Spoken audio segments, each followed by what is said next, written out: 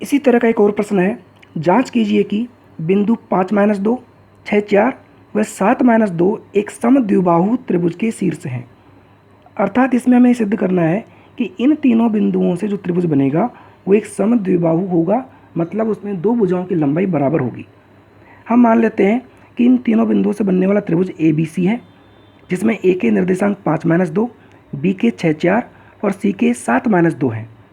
अब इस त्रिभुज को समद्विबाहु है या नहीं है, इसकी जांच करने के लिए हमें इन तीनों भुजाओं की लंबाई ज्ञात करनी पड़ेगी और फिर देखना पड़ेगा कि उनमें कोई दो भुजा बराबर है या नहीं है।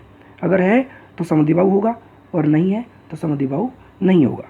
सबसे पहले हम AB की लंबाई ज्ञात करते हैं और AB की लंबाई ज्ञात करने के लिए हमारे पास सूत्र है x2 - x1 whole square plus y2 - y1 whole square.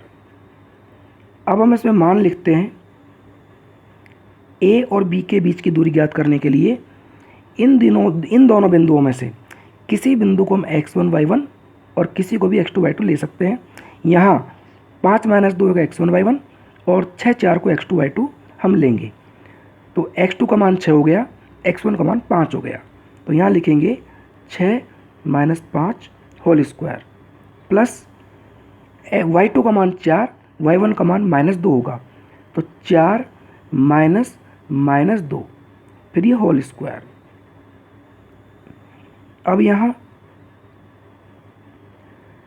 6 में से 5 कम करेंगे, घटाएंगे तो 1 बचेगा और 1 का स्क्वायर 1 ही होगा बाद में, प्लस यहाँ 4 -2 है, तो ये माइनस और माइनस मिलकर के प्लस हो जाएगा जब भी ब्रैकेट हटेगा, जब फिर ये हो जाएंगे 4 + 2 मतलब 6 हो जाएंगे। ये 4 + 2 ये दोनों मिलके प्लस हो जाएगा, तो 4 + 2 6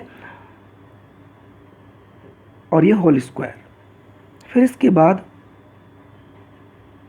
1 का स्क्वायर 1 और 6 का स्क्वायर 36, दोनों को जोड़ने पर आएगा √37 या √37। अब हम BC की लंबाई ज्ञात करते हैं। BC की लंबाई ज्ञात करने के लिए B और C बिंदुओं के निर्देशांकों में से किसी को x1 y1 और किसी एक दूसरे को x2 y2 लेना पड़ेगा। तो यहाँ हम इसको x1 y1 लेते हैं और इसको x2 y2 लेते हैं, या हम उल्टा भी ले सकते हैं, उससे कोई फ़र्क नहीं पड़ेगा। इसको x2 y2 और इसको x1 y1 ले सकते हैं, उससे कोई फ़र्क नहीं पड़ने वाला।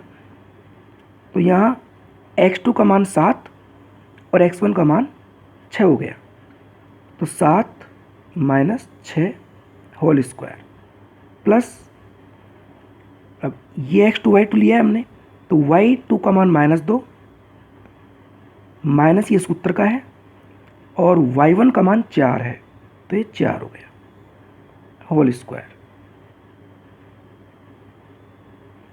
7 में से 6 कम करेंगे तो 1 आएगा, 1 स्क्वायर, और यहाँ -2 और -4 ये दोनों जुड़ेंगे तो -6 होंगे ये होल स्क्वायर। अब इधर 1 का स्क्वायर 1 और -6 का स्क्वायर करेंगे तो वो भी प्लस में 36 होगा, और दोनों को जोड़ने पर आएगा √37।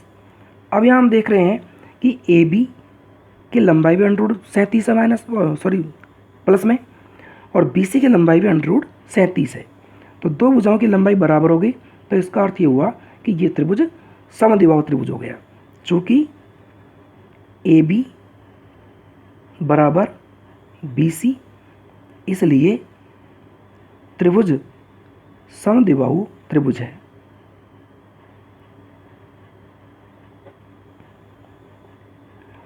अब यहाँ हम ये देखना चाहते हैं कि तीसरी जो भुजा है AC, इसको हम ज्ञात कर भी सकते हैं और नहीं भी करें तो कोई फर्क नहीं पड़ेगा, क्योंकि समद्विबाहु त्रिभुज वो होता है जिसमें दो भुजाएं बराबर हो।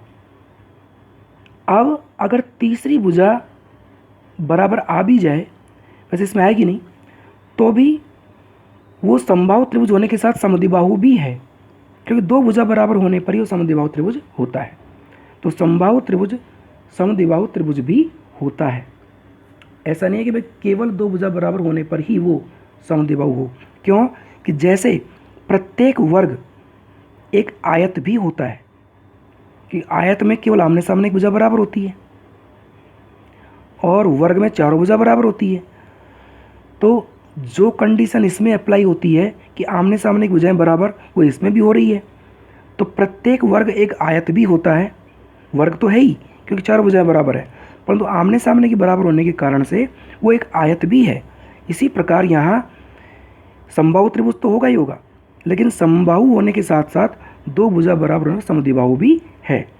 तो हमें तीसरी भुजा ज्ञात करने की आवश्यकता नहीं है कि भाई ये अलग आती है या नहीं आती है, उससे कोई फर्क नहीं पड़ता, केवल दो भुजा बराबर है तो समद्विबाहु त्रिभुज हो गया।